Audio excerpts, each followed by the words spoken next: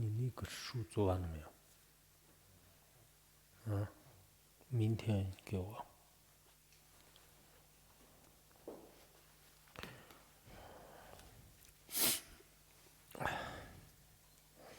快了，快了，马上，很快，没问题，尽快，尽量。这些次数我一般不太喜欢听，知道吗？我们现在很多人就喜欢尽为而立，快了。到时候什么叫快乐不知道。냥지 제모르도도 냥메정 zonner monum jembornga gyada dagardan gonzan to shirmurdo shtombadik jejanla jomzorlo ne jarur tselni jengamsa jawur tikjishan la yelan jime banzo jawla soranda gongje toban bawro shinjilo gongje toban bawro shinjilo gongje toban bawro shinjilo无上甚深微妙法被讲完皆难在我今将闻得书持愿其如来真实义，为度化一切众生，请大家发无上殊胜的菩提心。第一次相知生活生活进步，才一年不中等的兰德克的所罗，怎么中等的，这个对象是不是怎么直接多了的呢？就是你看需要出家正面男士，立即知道那种业的来那么们比三千的这儿是吧？我搞这的。像小到先把进步都买呢，到可能点等车你把买喏，到点，到当你总的中等的几个的，第二先把几天几看是马上玩的，主要这个生产呢，这儿小勒索中等的，天气特例穷人在么过说，样的在中等的就像是说，3年不了，干啥吧？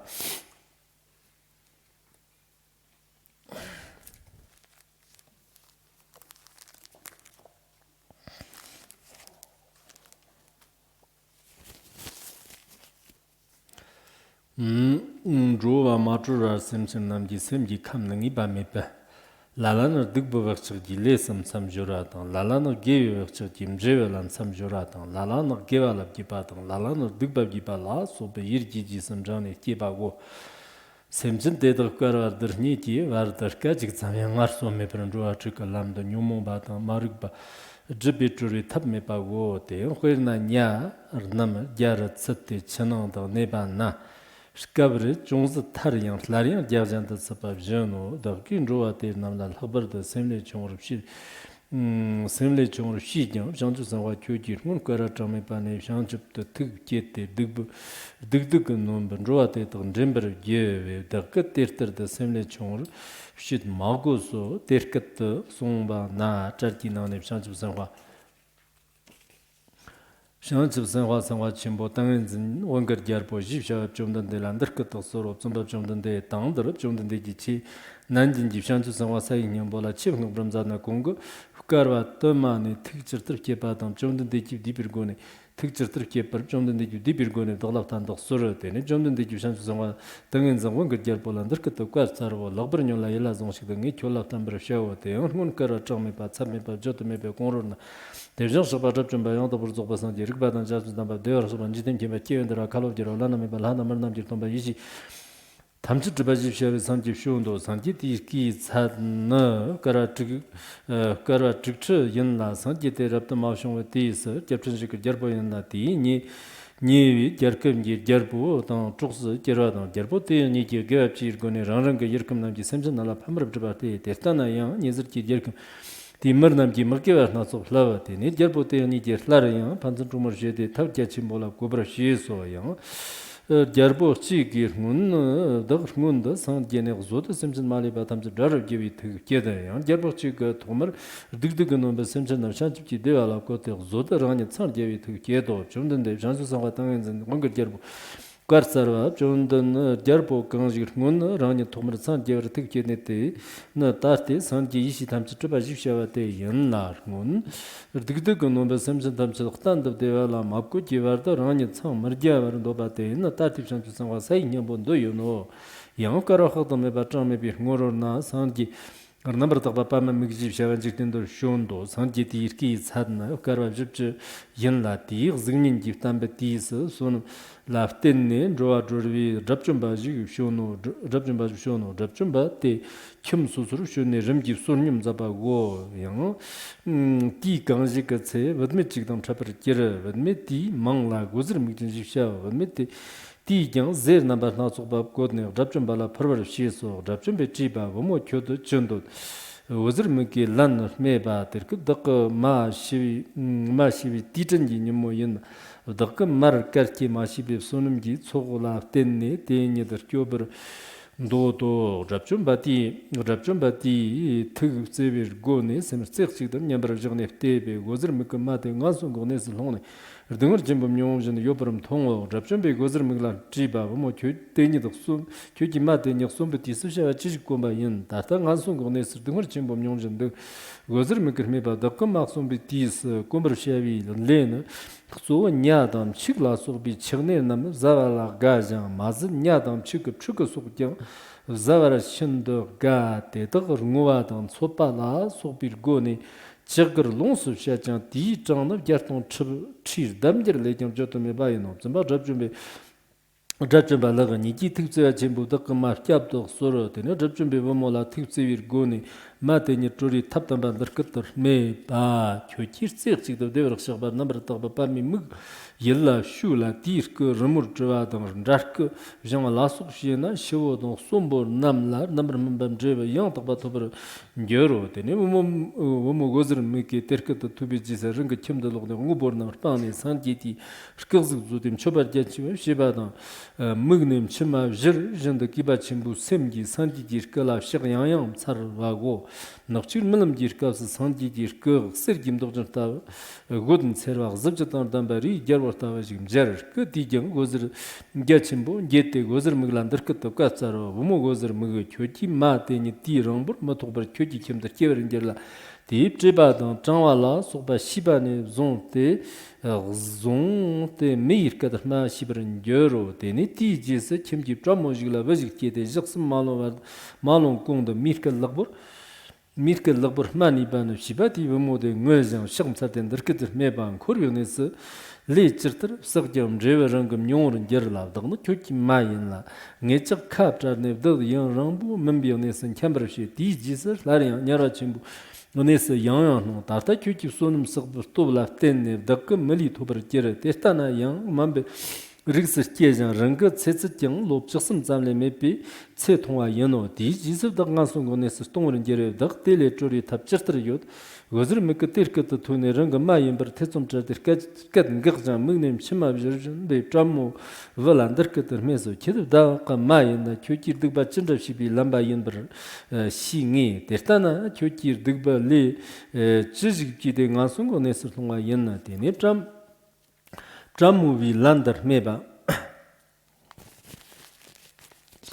Dakar chukcho badang ngamju shi badang shkarande bab shi bimjewe tertir mnyongwa yena karte keki te gersa te zamda mabjabna tadong yang dakyapi tab mamchi so leji top tela tene dagla tara toba yang medo tene gozir mikir meba nyerwi gane sir dikbil ler nambar mbana chirtawa yena jamu wer meba Nyavri nesir dikbili gir nambar mimbanir dighunab jut mabzo parte lo gyabchik tongchung mambo nanda chirtir me gyan tim tana zata me bago gozir me ki terka da tuni sim kyojan mungnem shima jirvjanda namki gyansif tete ndirkatak surdo chuk janab jikba samgi tikji janam dagla gonsu suru dakka me chet sim gyachimbo kiparak sandak suru dakka mate nyari nene tarwadan lopchik sim song Verjir digbeler nambar zadne ngansung gonesi mirlung warim zatak sura dakka ngansung gonne dakka ma ngansung gonne tandab charde rig mambane zonte tana vermet kilise yang tanda mirke warim zatak sura dakka tane zonte tevjang shigbar nambar dakba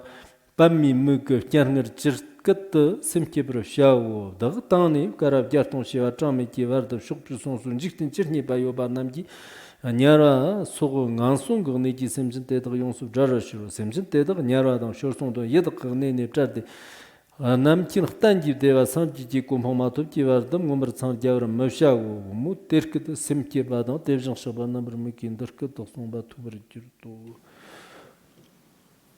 shidana Should I stop here?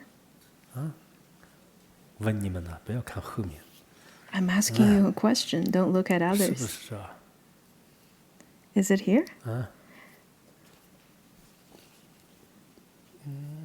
这是个的三节，光旁了嘛，头节三节，好嘛，先暂时这样。 Okay, I think I'll stop here for today. There's quite a bit I've read. 今天首先我在这里说几个事情。 First of all, I would like to address a few things. 那个最近包括网上啊， And the first is that recently I've heard 也有一些传言啊，就是说是 there are many rumors 开地藏法 that's 会啊。 spreaded nowadays, including online or from other places. People saying that there's a Dharma assembly inside Laronggar or other kinds of activities in Laronggar. In fact, there is no Dharma assembly in Laronggar this year because of the pandemic. But within the monastery, in fact, we do we did call for the practitioners to chant the names of Ksitigarbha Bodhisattva and practice on dedication with aspiration of Samadhabhadra. In fact, we do that every year. 就是劝他们就是做善事啊，就做各种各样的话，那可 So 能到适合作者自己来讲，就是 there are people nowadays who would encourage others to do so. But with this kind of propagation on different platforms and to different people, I'm not so sure if it would be very beneficial to others or to yourself, or rather very convenient, let's say. In fact, I myself did not make such kind of propagation through any kinds of platform, let it be online or in my personal social media. So I think we should all be a bit cautious about this. Second of all is that this month is in fact a month that commemorates the day that Buddha turned the wheel of Dharma. So this month is indeed quite supreme. Therefore, wherever you are, I really hope that people could practice diligently and practice virtuous deeds.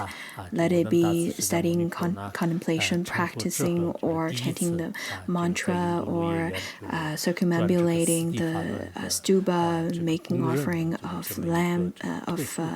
butter lamps, or making offering to the sangha, releasing life, and all these kinds of virtuous deeds. In fact, the merit would be quite tremendous. Shakyamuni Buddha, after he attained enlightenment, he turned the wheel of Dharma at Deer Park for the first time, and he gave teachings on the Four Noble Truths. It is indeed very special days, so let's not waste this time. Let's practice the virtuous Dharma.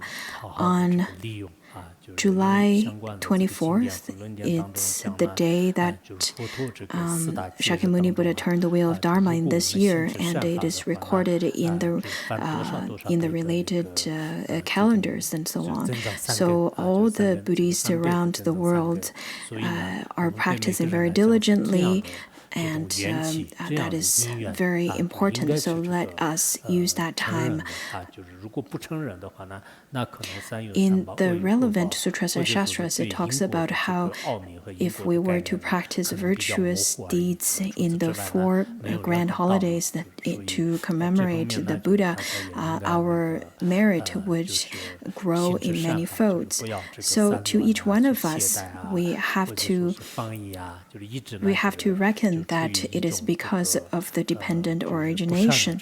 If we don't, then we probably don't recognize that there is karma, or we don't really want to recognize that. Other than that, there's no way of not acknowledging the dependent arising, the rule of dependent arising. So we should practice virtuous deeds. Don't squander your time. Don't be lazy. Don't spend your time in unvirtuous deeds, because if you were to practice unvirtuous deeds, such kind of negative seed or negative karma would also grow in manifolds. We should be very careful with creating karma. Third thing I would like to address is chanting. Indeed, nowadays we see that the pandemic in each city is getting under control, and lots of business and lots of the factories started back to normal. So people went back to work, and we are also getting back to our routine as well, though we are not completely open yet. I myself, in fact, I'm not really seeing anyone for audience. In fact, there are places where the pandemic is under control, but we cannot say that it's completely gone. So we really have to be very careful. We have to be still take care of our own hygiene, and we have to wear masks, we have to disinfect, we have to test our temperature. Sometimes we should really be careful, because there are practitioners who would climb the mountains and then they would sweat, and then when people test their temperature, it's higher, and then they get really frightened. But we shouldn't be. However, we do need to be careful. When you're chanting the mantra, you can practice in the shrine hall, or you can do that at home. So as long as you have the great aspiration, then practice and chant and listen to the Dharma. In fact, they're all great. You should definitely do that. 发愿啊，就是都很好的。那么下面呢，我们继续讲这个地藏经啊，就是今天地藏经呢，就是要讲，这个阎浮提众生的业感啊，就是这个众生的业感不可思议，就是业力的干燥，就是讲这个不可思议啊。那么这个方面的话呢，我首先就是讲一下简单的一个公案呢，就是首先讲的是，就是我们这个在汉地的话呢，就是有一个叫这个欧义大师，就是大家都应该。Anyhow, I'm not going to talk too much about those. I will continue with the teaching on Ksitigarbha Sutra today.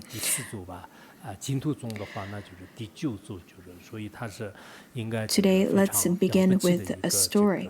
In mainland area, there is a great master's name, Master Oyi. I think you are quite familiar with his name. He's one of the 4 greatest masters in Ming Dynasty. He is considered as the 4th patriarch of Tiantai School and the 9th patriarch of Pure Land School. Definitely a great monk back then. He then, in fact, got ordained because of his close connection to Ksitigarbha Sutra. He studied Confucianism when he was young and was very much against of Buddhism. And he wrote this essay on refuting Buddhism. And around 17 years of age, Master Lianchi then around the 16th year of age, Master Oyi read some of the books composed by Master Lianchi. And then after reading those, he felt that his prior essay on refuting Buddhism is very inappropriate. And then he completely destroyed all his previous essays. And at the age of 20, his father died. Maybe that created lots of impact on him. So he started to study the Dharma. And then he once listened to the teaching on Ksitigarbha Sutra from a master in a monastery. after generating great faith, he then aroused a sense of renunciation, and because of that he got ordained. After ordination, he practiced diligently on the Ksitigarbha practice, and he calls himself as the sole minister of Ksitigarbha, and started giving teachings around the Juhua mountain. When we read into the teachings of Master Oyi, he gives lots of teachings on the Observation Sutra on Ksitigarbha, as well as the Tenchakra Sutra on Ksitigarbha, and the original aspiration of Ksitigarbha Sutra. In fact, all of those teachings was not recorded in writing. However, he did then wrote lots of the books on Ksitigarbha Sutra, though those books did not survive. In his aspiration, he said that in the immeasurable lands he would liberate sentient beings. And he made the aspiration saying that until the end of the time, he would have he would feel tireless. He would tirelessly liberate sentient beings. So we should really think about his aspiration. His aspiration is to liberate sentient beings tirelessly till the end of time, even for one sentient being. Even if one sentient being did not attain liberation, he vowed not to attain liberation either. So his aspiration was very touching.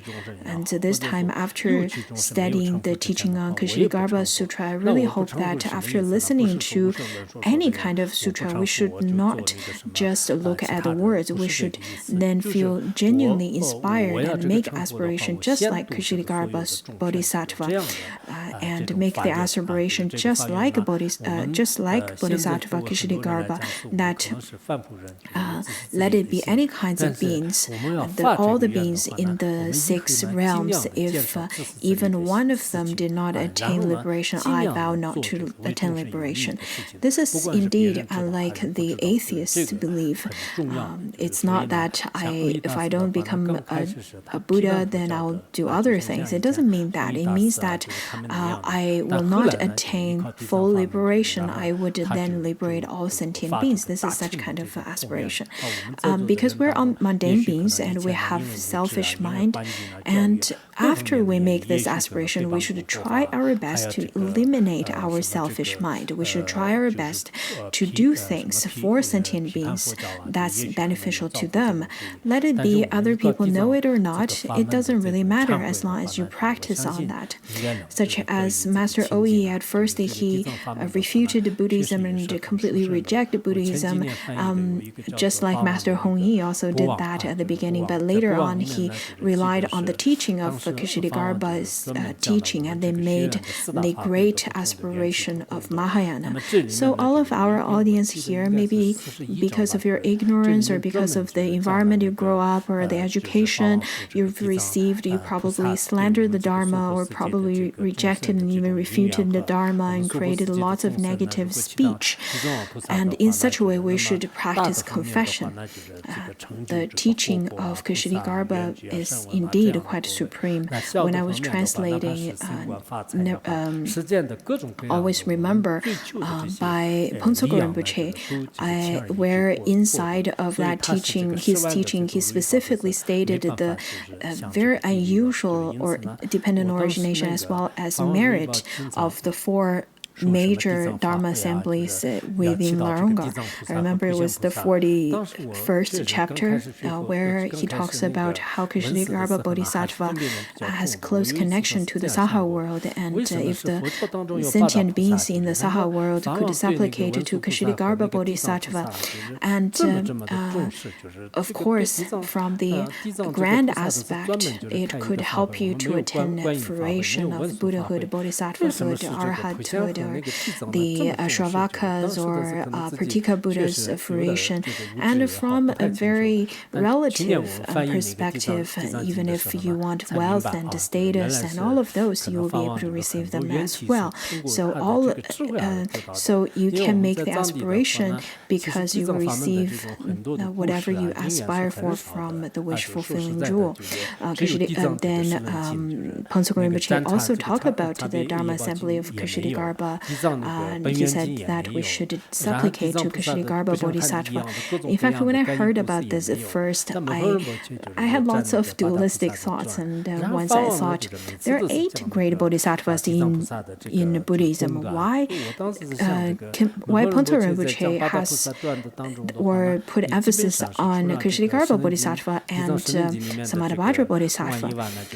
Why don't we have Chenrezig Dharma Assembly or Manjushri Dharma Assembly? Anyhow, at that time, maybe because of my ignorance, I didn't really understand. But it is until last year, when I was translating the Sutra of Ksitigarbha Bodhisattva, I realized that lots of such kind of dependent arising are because of the wisdom of Ponsok Rinpoche, because of his choosing of practicing on Ksitigarbha Bodhisattva. At Tibet, in fact, the stories and the practice of Ksitigarbha is very limited. There's only the 10 Chakra Sutra of Ksitigarbha and observing the virtuous and evil deeds. And in fact, this is not included, and we don't even have the original vow of Ksitigarbha Bodhisattva.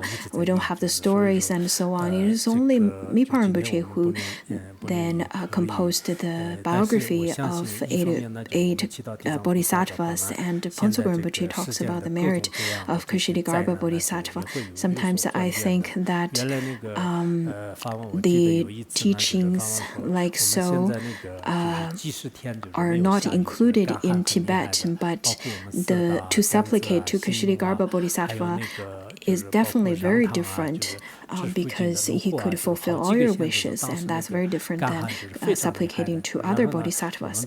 Nowadays, let's look at the world. In fact, there's lots of changes and uncertainties, many calamities. If we can chant every day and we can practice in this way, I'm sure the wish will be fulfilled and the calamities will be transformed. I don't think we'll chant today because I know that you chanted quite a bit today. Once Ponsok Rinpoche said that since we didn't really have rain for over 3 weeks, and it's quite for over a few dozen of days, and it's quite dry, and including Sirta and a few areas, so we should all supplicate to Ksitigarbha Bodhisattva. After saying that, and after practicing the great rain, there was a great rain, and then the crops was quite and there was a harvest of crops in that year. Nowadays, it's different because there's lots of rain, and I think, however, whatever situation it is, if we were to supplicate Ksitigarbha Bodhisattva, we can transform the circumstances as well. Nowadays, people are in a very difficult situation. I notice lots of business and lots of entrepreneurs. They used to be very successful, and it doesn't matter what they are then. They were then. Nowadays, they are encountering lots of problems. But if we were to supplicate Ksitigarbha Bodhisattva, lots of the conditions can be transformed. Lots of the causes can be and conditions can be transformed, and you can still attain whatever relative wealth or status that you desire. In the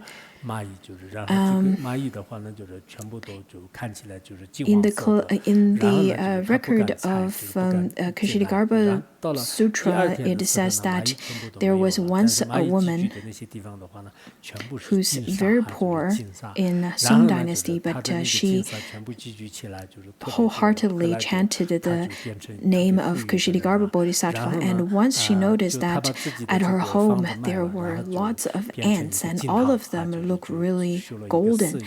And she didn't want to step on them. She didn't dare to step on those golden ants. And the second day, she noticed that there's no ants anymore. And wherever they were covered with sand, covered with sand of gold. So she collected all the gold sand, and then she became really wealthy. She sold her house and built a monastery, and later on she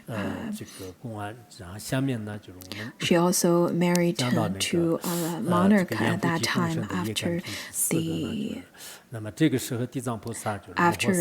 monarch's wife died. She also married to a monarch. So let it be status or wealth. In fact, these kind of wishes can all be fulfilled. Now let's look at the fourth chapter. It's the karmic retribution to the sentient beings' actions in Jambudvipa. At that time, Ksitigarbha Bodhisattva said to the Buddha, "World-honored one, only through the Tathagata's divine power am I able to manifest my emanations in trillions of worlds to rescue all suffering sentient beings." So Ksitigarbha Bodhisattva said that while it is all because of the Buddha's divine power, I can manifest the emanations and the numerous numbers of emanations in trillions of worlds.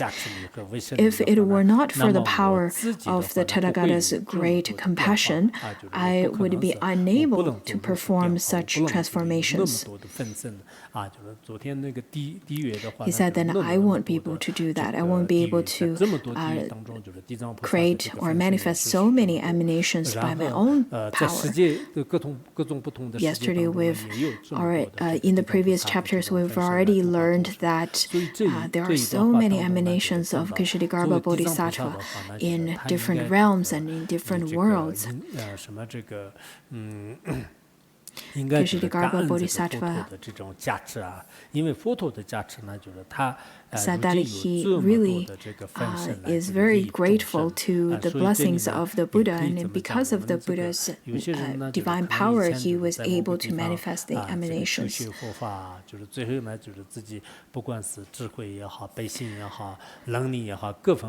Nowadays, we can say that if there are people who study the Dharma and gain compassion and wisdom, and such kind of qualities would increase ever before. And once they have such a power, they should generate a sense of gratitude for where they've gained such kind of wisdom and compassion.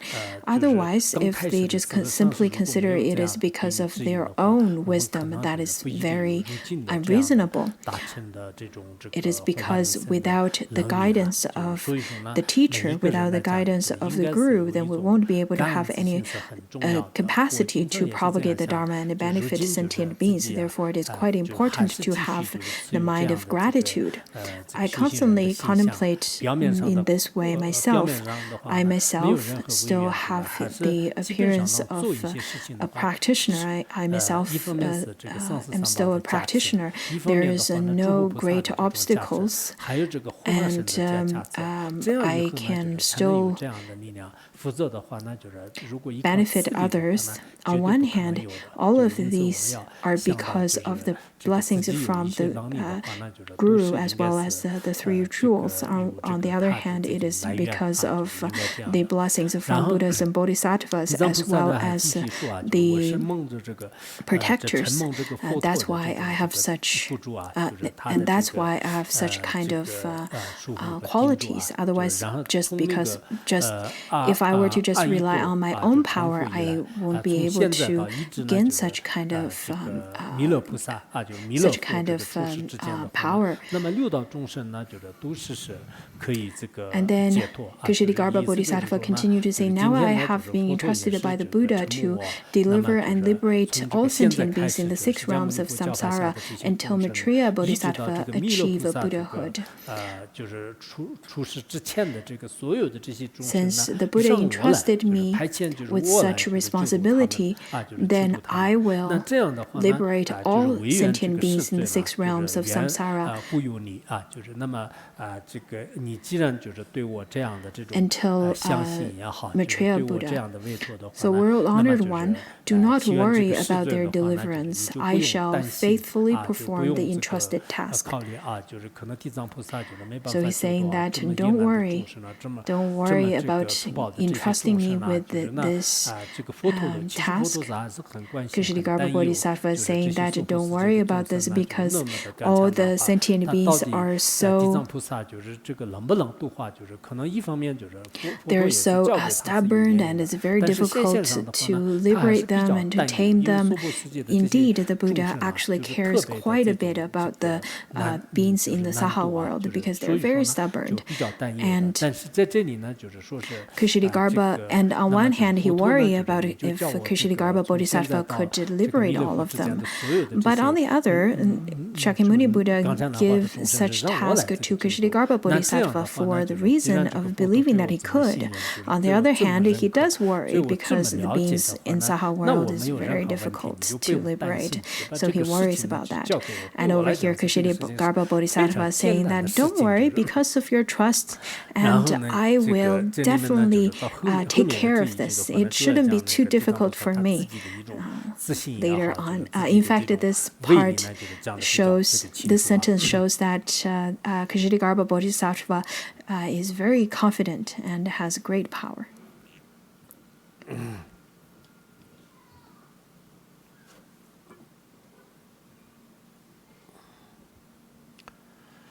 At that time, Buddha told Ksitigarbha Bodhisattva the natures and consciousness of all sentient beings who have not yet been liberated are capricious. The beings that have not yet been liberated have not attained any realization. Their mind and consciousness is very flickering. They are not sturdy at all. Their evil habits lead them to generate negative karma, while their virtuous habits lead them to produce good karma. Whether they do good or ill is dependent on the circumstances which they face as they revolve in the 5 realms without a moment of rest. So the sentient beings, in fact, they habituate themselves with the evil circumstances, or being in evil circumstances would be easy for them to then generate the karma of evil and the fruition of evil habits as well.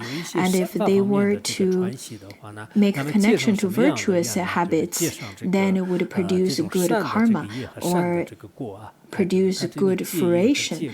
So it's not necessarily karma per se, it could also mean fruition. For example, if you were to stay in evil or negative circumstances and habituate yourself with evil actions or evil situations, then such kind of negative karma, negative fruitions would ripen and vice versa. So the good or evil, in fact, is very much correlated to their circumstances. It is said that if you were to habituate yourself, or if you were to situate yourself with the good, you will habituate yourself with good habits. And if you were to situate yourself with the evil, then you would habituate yourself with the evil habits. So the consciousness and mind is very capricious for the mundane beings. Whatever circumstances they are. For example, if you are a piece of wood within a forest, if you were to be placed in a sandalwood forest, then after a while you would also smell really good. So different situations would create different effects. In the Dharma garden of Jewel Forest, it says that all sentient beings have no set characteristic. They would habituate themselves with whatever is in their situation, and if they were close to virtue, they would become virtuous. If they were close to evil, they would become evil. So with all the changes of the causes and conditions, their habit and the fruition, the karma would also tune in that way. Indeed, not just people. In fact, animals are like that too. In the Ksitigarbha Sutra, I told there's a story that I told many times. There was once a white wild elephant, and that elephant has a job to punish the prisoners. It is a way to have the prisoners to death sentence at that time. So the white elephant would step on that person, on the prisoner. Unlike nowadays, people use different ways to sentence the prisoners to capital punishment, but back then it was by the elephant. And once, because there's a construction going on around where the elephant usually lives, and the elephant has to be moved to close to a monastery. And then after the elephant was moved back to take his usual job again, that is to step on the people and kill them, the elephant doesn't want to do that anymore. He would just sniff on that prisoner, but no longer step on them, and become rather kind and tamed. And the ministers were quite puzzled, and they had no idea what happened. One of the ministers said that since this elephant was close to a monastery and listened to the names of the Buddha, therefore he became more compassionate. We should then tie him up close to a butcher's house. And indeed, that's how the elephant went back to have his personality very cruel and started to step on the prisoners again. So if animals' personalities or characters can be changed because of the situation, because of the circumstances, obviously, people can also change in such a way. According to Sakya Pandita, in his aphorism, it says that indeed there are people who would change because of their circumstances, even if there are people who and there are people who can't change, even staying in monasteries either. But a majority of people, they would change because of environment, education, and people around them. It has influence. It could create influence to one. The incense that you're burning over there, it's creating a cloud of smoke. I think Ksitigarbha Bodhisattva won't be very happy about that incense.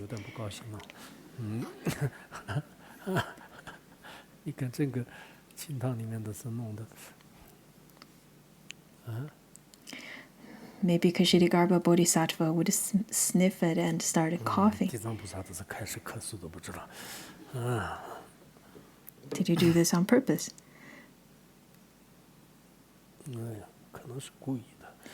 Okay, I think this is better. Otherwise, it's too fragrant. So over here, it says that the mundane beings, they would change because of different circumstances, different causes and conditions. Therefore, do not think that since I've already studied Buddhism for 2 or 3 days, I've already got a mundane for a few years, I should be fine. I should be quite sturdy. You shouldn't think in such a way, because Atisha, according to Venerable Atisha, he said that it is only for bodhisattvas above second or third bhumi, they won't be influenced by environment. he gave teaching like such. So good or bad, in fact, if you're in fact, the good and bad has lots to do with environment, education, and the friends around you, people around you has lots to do about that. There are students I helped out before at the beginning. After they graduated, they were quite kind, and then they would get into society and started to work. Maybe some of them would be working in a different system or working different department or unusual department. Because of that unusual circumstances, after a few years, their gaze, the way they look, is completely different. And when you look at them, they are you can feel quite fearful. There's blood in their eyes, and you get really scared by looking at them. And there are students maybe at the beginning of their years, they really liked fighting, they're very competitive, and they don't have good actions. But later on, they would work in a very nice work environment, and after a few years, they're completely different than how they used to be. So as practitioners, don't be overconfident.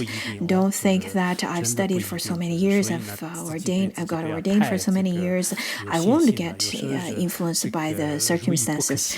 Well, that's not necessary. You should then shouldn't trust yourself too much. According to the Sutra, we shouldn't trust our mind so much because it's very flickering.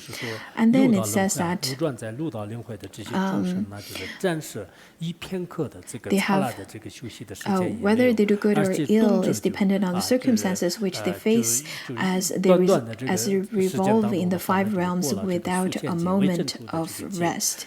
After countless kalpas, as numerous as they are dust, they're still deluded by their karmic obscurations.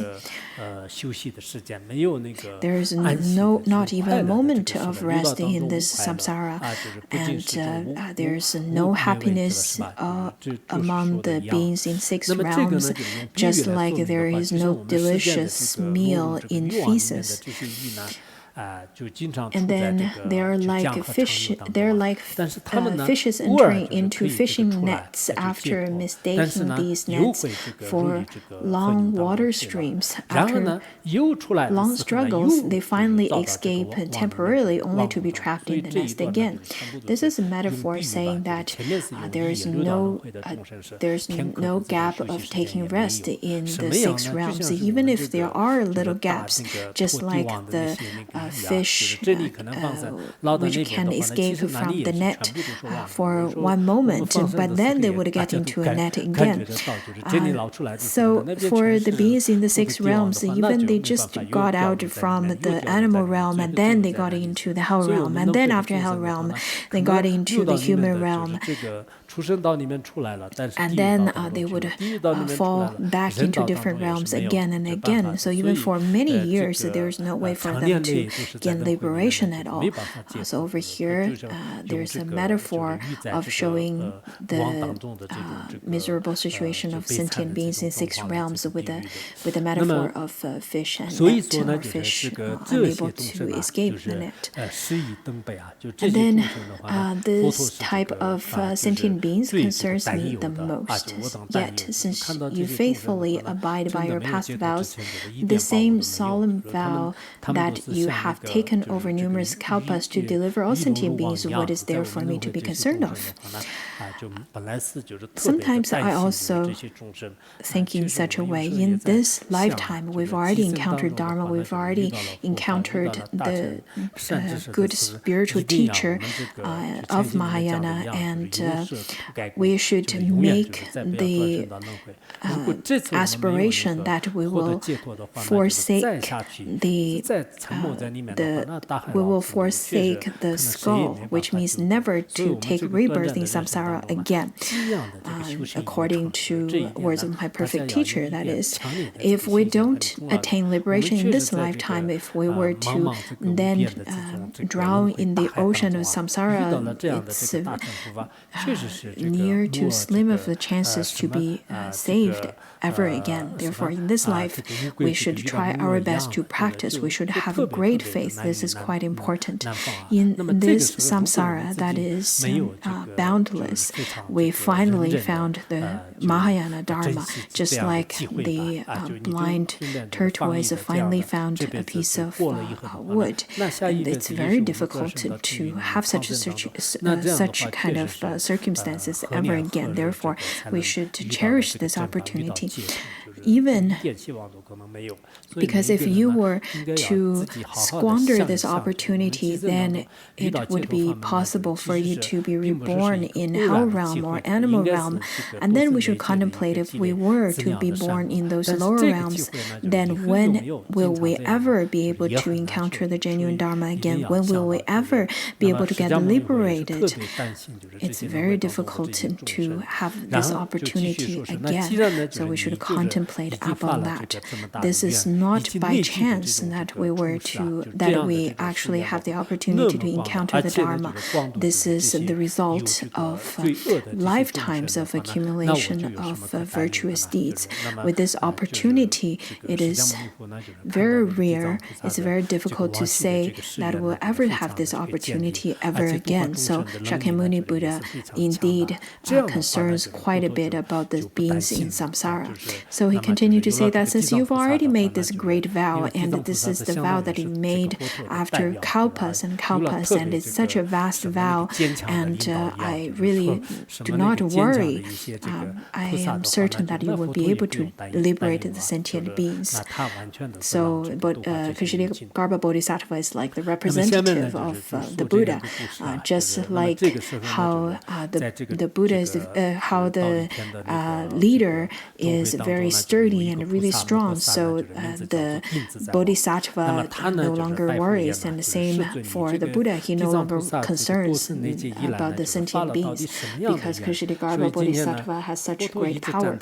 So after that being said, a Bodhisattva Mahasattva in the assembly named Samadhi Shravaraja said, "World honored one, what solemn pledge did this Ksitigarbha Bodhisattva take over the kalpas to deserve such earnest praise from the world-honored one? I wish that world-honored one would briefly describe them."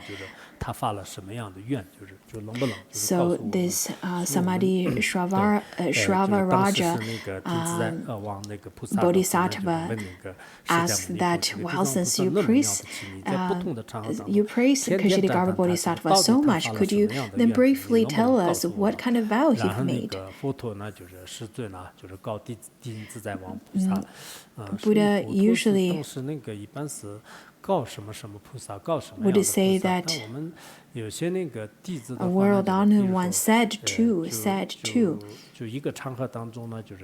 So I noticed lots of the disciples would say that this is the answer that the guru is giving to you or giving to him, but not giving to me. But look at this sutra. Ksitigarbha Bodhisattva or other bodhisattvas did not consider that this is the answer that Buddha only gives to Samadhi Shravaraja Bodhisattva rather than the other bodhisattvas. They did not say that. And over here, the world-honored one said that listen diligently and think carefully. So listen, and think carefully. For I will describe them. So over here, in fact, it describes that the first one, listen, describes about listening and contemplating, and then to memorize or think carefully up on it is a practice. In short words like such, in fact, it describes the listening, contemplation, and the practice aspect. And then over here, there's a story. So over here, the Buddha said then, in the past, countless Asamkhya and Ayutta, inexpressible numbers of kalpas ago, there was a Buddha known as Sarvajña Siddhartha Tathagata, who was then described with the titles of Tathagata, the thus come ones, worthy of offering, of proper and universal knowledge, perfect in understanding and conduct, skillful in leaving the world through liberation, perfect and complete in understanding of all worldly dharma, unsurpassed knights, and taming of heroes, teachers of gods and people, Buddha, the world-honored ones. So he has these 10 titles. And before taking his monastic vows, he was the king of a small country, not like a big country, so more like a small country such as Nepal and Lesotho and small countries like such. And then he was a friend. He was friends with the king of a neighboring country, also a small country. So both kings practiced the 10 virtues for sentient beings' benefits. In the neighboring country, the people often committed sinful acts. To lead these people onto the path of enlightenment, the two kings devised to provide numerous expedient means to hasten these people's deliverance. The kings at that time were very virtuous, and they're very different. So they think of the benefit of their people.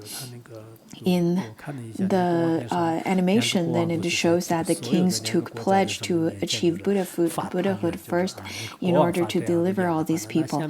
Usually when the king takes a vow, then all the citizens would also make such aspiration as well. If the king says that he wants to attain liberation and make aspiration of bodhicitta, then so will the citizens. And if the king makes unvirtuous aspirations such as I would kill everybody, then all the citizens would make also the same aspiration following the king's example. So one king took the pledge to achieve Buddhahood first in order to liberate all sentient beings without anyone left. Nobody not leaving even one behind. There's one beggar who usually stays at Larangar who begs for money and would chant and would say that may all be liberated, may nobody will be left behind.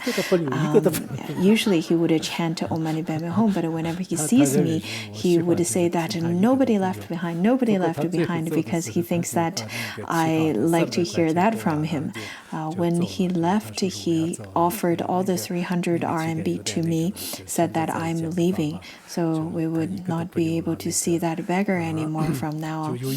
Anyhow, that king then took the pledge to achieve Buddhahood first and then liberate all the other beings. And then the other king pledged to deliver all these people first. If he does not help them to find tranquility and realize the Bodhi, the great wisdom first, then he pledged that he does not resolve to become a Buddha. So, if the sentient beings do not attain liberation, do not realize the Bodhi, the awakenment, then he pledged not to attain Buddhahood. In fact, this kind of aspiration is the aspiration that Manjushri also pledged as well. Then the Buddha said to Samadhi Shrava Raja Bodhisattva Mahasattva, saying that, well, the king who pledged to become a Buddha first became the Sarvajña Siddhartha Tathagata, the king who pledged to deliver all sinful suffering beings, and then he would become the Buddha. Until he delivered all sinful suffering beings, he would not resolve to become a Buddha. That is Ksitigarbha Bodhisattva. There are different aspirations. The aspiration of the herdsman, the aspiration of a king, and aspiration of of the one who is rowing the boat. So the Manjushri Bodhisattva and Ksitigarbha Bodhisattva's aspiration is the ones that they would liberate all the other sentient beings before themselves, and without them being liberated, they would not attain Buddhahood. According to Ksitigarbha Sutra, it says that if one were not to attain liberation but vow to liberate others, that's the aspiration of Bodhisattva. In Nirvana Sutra, Mahanirvana Sutra also discuss the different kinds of aspiration. Indeed, it's very difficult to attain human body in this lifetime. Every single year around the day of the Buddha turned the wheel of Dharma, Ponsokpo Rinpoche would encourage us to take the Bodhisattva vow and ask us to make such aspiration. And when we just came to Larangar, the center was very pure, and Ponsokpo Rinpoche, his classes are very contagious and really catching. Whatever he talks about, whatever he teaches, we will genuinely immerse into the world or into the scenes that he's describing or he's talking about. Once he was giving a teaching of the Madhyamika Avatara, where we felt that it's wonderful to encounter Madhyamika. I also taught back in the 90s. Nowadays, I think I don't have as much enthusiasm compared to I had then. But because I've spent lots of time and effort into studying it, let it be memorizing or looking into different commentaries and so on, all of my effort was put into studying contemplation. And my world was very simple back then. There was no other things. Nowadays, I'm more busy. In my world, there are more chaotic things or more chores nowadays. But back then, I really didn't have any other chores, especially during the study of Madhyamika. There's really nothing else other than Madhyamika. When I studied, I would look into the auto-commentary of Madhyamika and look into the commentaries by Karimpa and Mipa Rinpoche, and I would look into the outline structure composed by Mipa Rinpoche. I really wanted to translate commentary of Madhyamika Avatara, but life is so short, it passed by so fast. Momentarily, it's already gone, and I'm not sure if I'll be able to have such kind of cosmic conditions. So, in fact, when Ponsokpo Rinpoche was given teaching of Madhyamika or of the Mantrayana teachings, all of us, we all immersed into his wisdom world, and we all made the aspiration of liberate sentient beings, and we would liberate sentient beings before we attain Buddhahood. So in this special days, I really hope that all of us would make such aspiration. It's quite important. I posted in my social media in a letter to disciple where it says that just like how the lamp, the flame in the great wind, our life is momentary and we have no grasp to it at all. If the wind comes and blows here, the flame would the flame can be easily blown out, and this is the same as our life. So to myself, I really feel the strength of impermanence, and I feel it's very empowering, very overpowering. If we don't make such aspiration, we can hardly say if we'll be able to live till the next life. Anyhow, if we can make the aspiration, it could continue. You're not busy. I'm going to teach another story. I'm going to give some more teaching. You're not that busy, so I'm going to teach a little more. I'm getting more, I'm nagging more since I'm getting older. So let's now look into the second story. Initially, we've already learned about how the two kings made aspirations, and now let's look at another story. Additionally, in the past, the immeasurable Samkhya numbers of kalpas ago, another Buddha appeared in this world. His name was Pure Lotus Eye Tathagata. And the Buddha had a lifespan of 40 kalpas. During the Seventh Dharma era of that time, there was an arhat who delivered a sentient beings by bestowing blessings and gradually leading them onto the path of enlightenment. One day, this arhat met a woman named Bright Eyes, who gave him food offerings. The arhat asked her, "What is your wish for providing such offering?" So making such offering, what do you wish to attain? And then this woman, Bright Eyes, stated that my mother, in fact,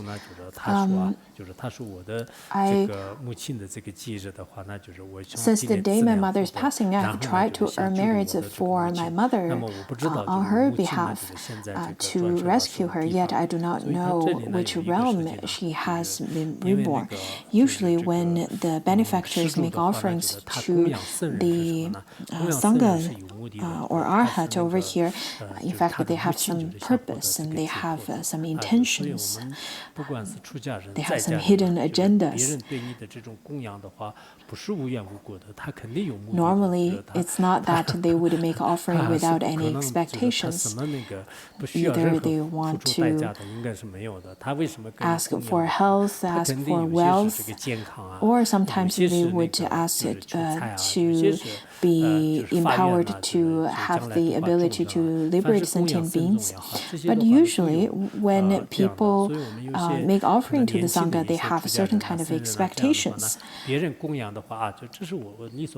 Some young monastics, they would receive offerings very frivolously, but that's not very proper. What you should do is to dedicate merit to them through chanting or practicing or dedication of merit and so on. This is quite important. Otherwise, if you feel that you ought to receive it, this is in fact not true, because offerings are very difficult to be enjoyed or to be enjoyed by one, because there's karmic implications. Indeed, sometimes when people make offerings, they would be very generous, but usually they're probably quite stingy towards other things. If they're generous to their teachers or so on, maybe they have a different purpose. So whenever people make offerings, I would pay extra attention. Back in 1986, when I was in summer retreat, someone offered me 10 RMB, and I was very careful with the karmic implications, and I specifically chanted lots of the money mantra. But now I think I'm getting a little bit numb in terms of this, and I would try to use the money onto meaningful things, but sometimes it's very difficult to attend how it is used because I'm really busy. Anyhow, look at this arhat. After receiving the offering, he didn't say that, okay, thank you for your offering and then bye. He didn't do that. He actually asked what she wanted, and then this woman, Bright Eyes, she said that I am making offering because of my mother. And then the arhat took pity on her and entered a samadhi, the deep meditative state, to determine her mother's whereabouts. In his meditation, he saw her mother had fallen into hell and experiencing severe sufferings. Arhat should know how her or what caused her mother to experience such kind of suffering, but still Arhat asked, what did your mother do while she was alive? She is currently in hell and in extreme suffering. And then Bright Eyes replied saying that my mother had a habit of eating seafood. I think nowadays that there are many people who really enjoy seafood, especially the ones who grew up around the coastlines. They really like to eat shrimp, fish, crabs, and so on.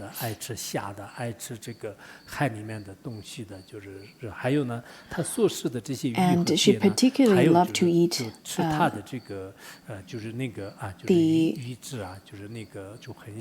fish fingerlings, basically the fish eggs and turtle hatchlings. Those fingerlings are the tiny eggs of the fish. Some of them are red and black and so on. There are different kinds of colors based on the pictures I saw. And I heard that there's a kind of food called caviar, and many practitioners actually really liked it. So her mother was the kind of person who really liked eating these kind of things. Whether boiled or fried, she devoured them to her heart's delight. To her heart's delight, it shows that she would eat innumerous the hatchlings like so, and that's the condition when her mother was alive. I think there are lots of people who grew up in this kind of situation, circumstances. They don't know what life is. They don't even care about life. And some of the Buddhists would consider that fish and shrimps do not. If they eat shrimp and fish, that's not really killing. They would say that I'm a vegetarian, but I can eat fish. I can eat fish and so on.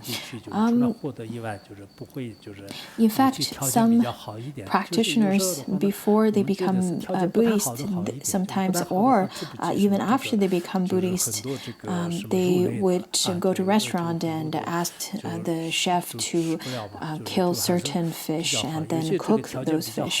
I heard the Buddhists around the coastlines, some of them, before they become a Buddhist, and they had restaurants, and they created lots of negative karmas. Sometimes I would consider it is the best not to have too much money, because people with lots of money, they feel like they can eat all kinds of meat, all kinds of living beings. They would go to a restaurant and point to this and that and say that I want to eat this, I want to eat that, I want to eat the fresh one that's just killed, or so on. And they create lots of negative karma like that. In Tibet, usually the ones who have lots of money would kill the cows, lambs, and so on. But for the ones who don't have money, they really don't kill. Anyhow, her mother really liked eating fish. Before my ordination, I did eat some meat, but I never eat fish, because in Tibet we say that the fish do not close their eyes after they die. They would stare at you and would remember the person who ate his corpse forever. So I've never really seen anyone who had fish before I went to school. But after I got into the teachers' college, I saw that lots of people would eat fish at school. But over there, I would exchange it for other things. Anyhow, I did taste some fish before. I did not taste fish ever, but I'm sure there are many people who would eat it. I think you need to confess diligently. Some people didn't kill them on purpose, and even if you didn't kill the fish on purpose, but still eating meat and eating the flesh of beings means is still cause a karmic debt, still need to be confessed. And then the arhat continue to say that honored one, please have pity upon my mother. And the arhat took pity and offered her an expedient mean. He advised the woman bright eyes and said that you should paint the image of the pure lotus eyes Tathagata, then faithfully and diligently recite his name. This will bring benefits for both the living and the dead. In fact, to practice or to dedicate merit and practice virtuous deeds for the deceased ones could create benefit for both the living and the deceased. In the Empowerment Sutra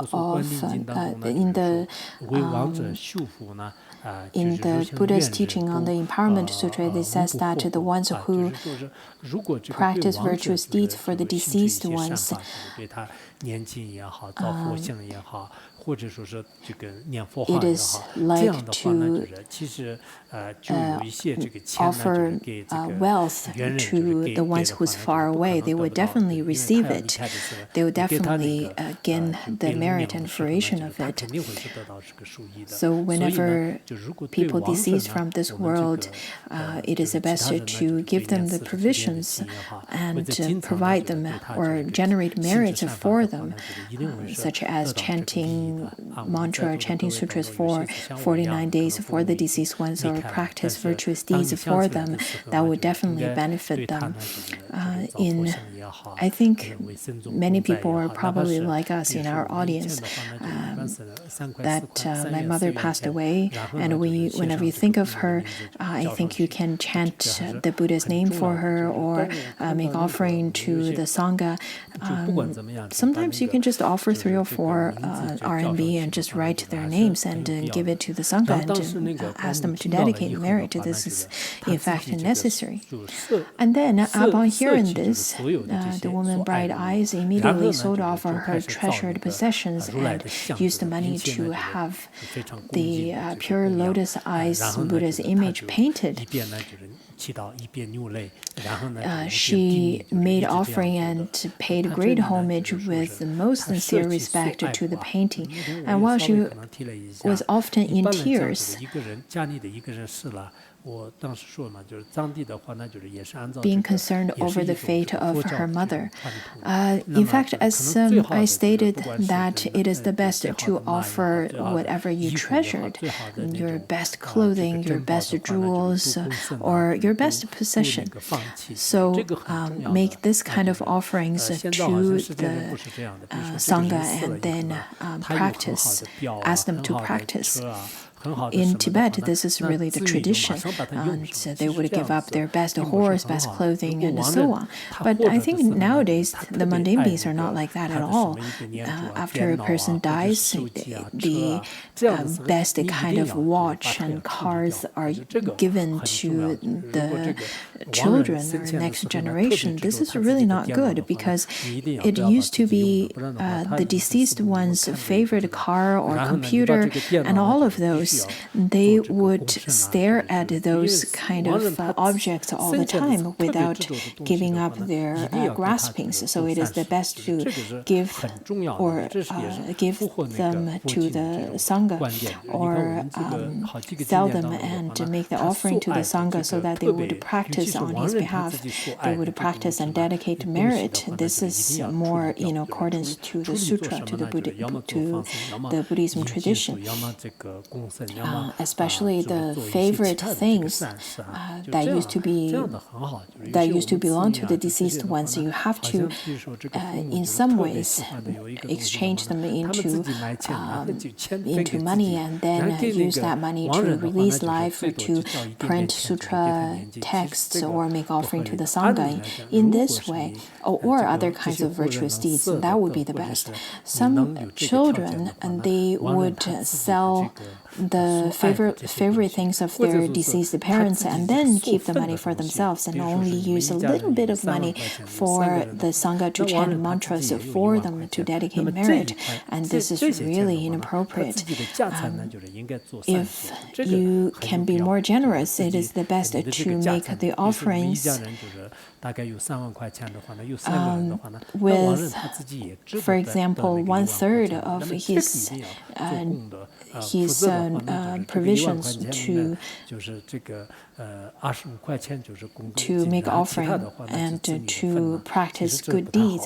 Otherwise, if a person has $30,000 and you're really supposed to make offering of $10,000 to practice virtuous deeds for that deceased one, but you only take out $20 to chant mantras for that person. The rest of the money are then taken away by the children. That's really not good. Anyhow, that's my opinion, and that's the opinion from that's the opinion. You can take reference of that. So one night, not long afterwards, the Buddha manifested his glowing golden body and appeared in her dream. He was tall as Mount Sumeru and radiated great light. He told the woman, saying that not long from now your mother will be reborn into your household. After experiencing the suffering of hunger and cold, the infant will be able to speak. Days after, a servant woman of bright eyes, the woman Bright Eyes household gave birth to a son. 2 days after his birth, he was able to speak. Upon seeing this woman, he was in tears. He bowed and said to the woman with great sorrow, "The karmic fruition of one's malicious deeds in life are endured by him or herself alone. I was her mother. Since our separation, I had fallen into hell realm and was there for a long time." Over here, a long time could be quite relative. In the time passing in hell realm may be slower, or over here may have been past many years or so. There are two possibilities, or both. Now, the power of your merit, I have been granted this rebirth to be a servant. So because of the power of your merit, such as chanting mantras and dedicate all the merit of various virtuous deeds that you've practiced on my behalf, I have finally been granted this rebirth to be a servant, but I can only be granted to have this rebirth of a servant, yet my life will be very short, lasting only 13 years. Then I will fall back into the realm of suffering. Do you have some methods of deliverance so I might escape this fate? Upon hearing these words, then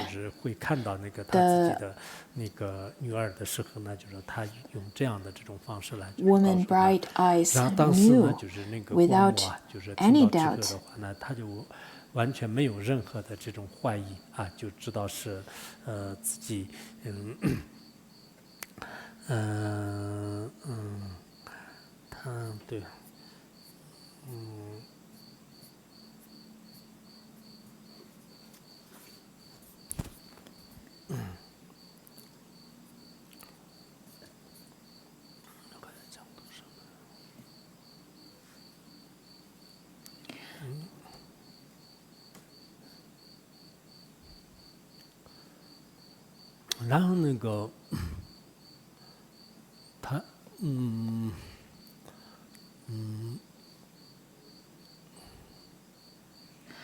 So the woman Bright Eyes knew without any doubt that this infant was her mother. She was in such anguish and she was barely able to speak. She was choking And she said to the servant child, "Since you were my mother, do you know what were your sins that led you to be born in the realm of suffering? So do you know the malicious deeds that you did that caused you to fall into the realms of suffering?" And then the servant's infant replied, saying that my negative karma arose from the killing of those animals and fish that I consumed and slandering. So lots of the negative karma of killing and slandering. Just like the Brahmin woman that we've studied earlier, that her mother eat the flesh of other beings and not believing in the three rules. So there's lots of negative karma that's accumulated by eating other beings, by killing other beings, as well as slandering, the negative karma created by speech. There's a sutra, the sutra's name is Observing the 10 Virtuous Precepts Sutra. It says that among all celestial beings, the best kind of speech is kind speech. And among all the devious speech is slandering in the three realms. So we should really control our own speech.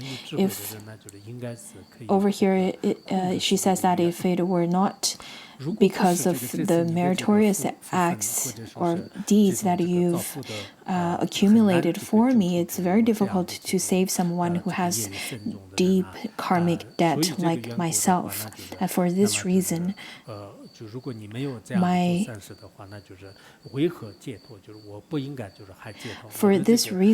I am saved because of the virtuous deeds that you've done for me, and I've attained freedom from the hell realm. And then the woman bright eyes then asked, "Oh mother, how painful is the suffering in hell realm?" The infant then said, "I cannot endure to retell the suffering, for it pains my heart too much. Even for 100 or 1,000 years, I cannot fully express the amount of suffering."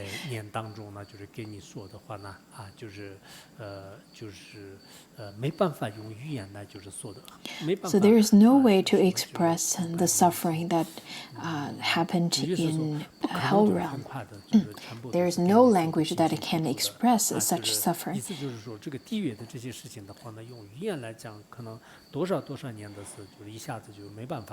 No word can express it.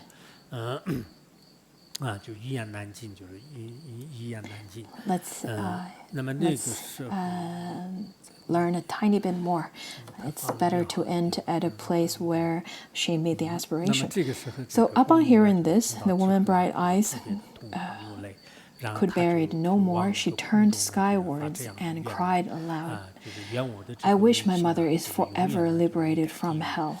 After this 13 years of life, I wish my mother does not suffer any more punishment or fall into any of the three suffering realms.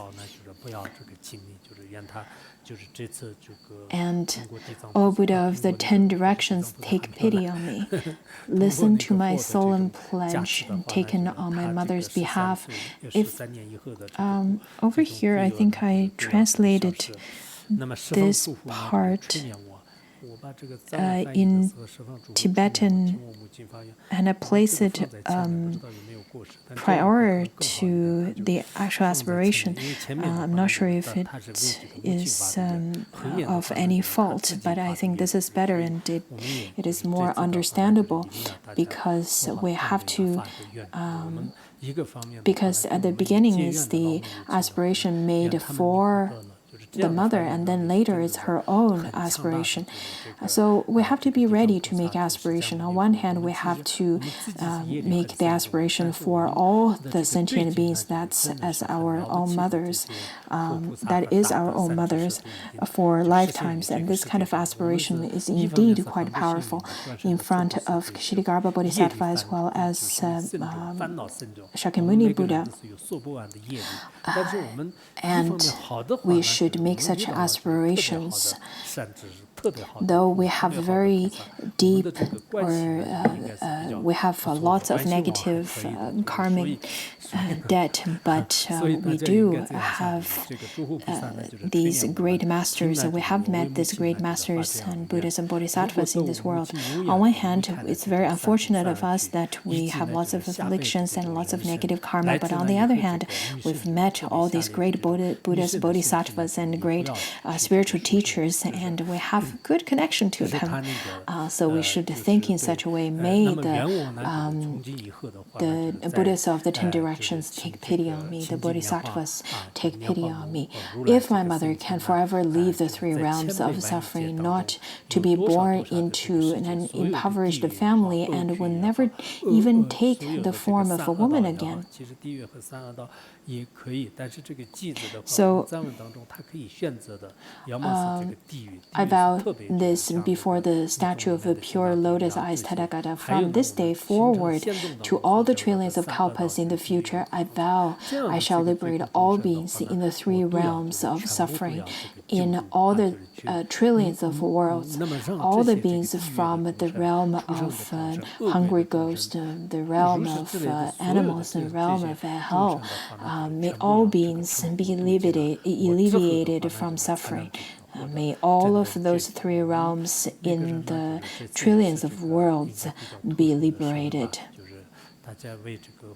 So we should make such kind of aspiration. I vow to liberate them all so that all of them leave the agonies of animal, hungry ghost, and hell realm. I vow not until all of them have become Buddhas themselves will I finally realize the supreme wisdom. So over here, she made this aspiration, and we should also make such aspiration. This kind of aspiration is really supreme.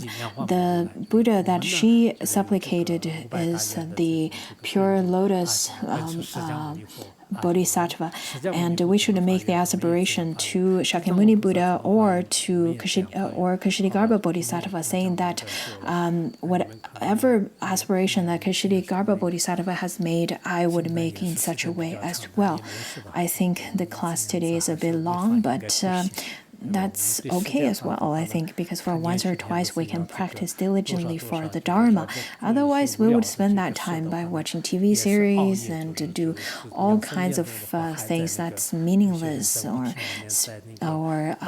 do all-nighters with spending your life meaninglessly and squander your life. But we should practice with diligence and with patience. So let's make aspiration now. Let's make a dedication of merit.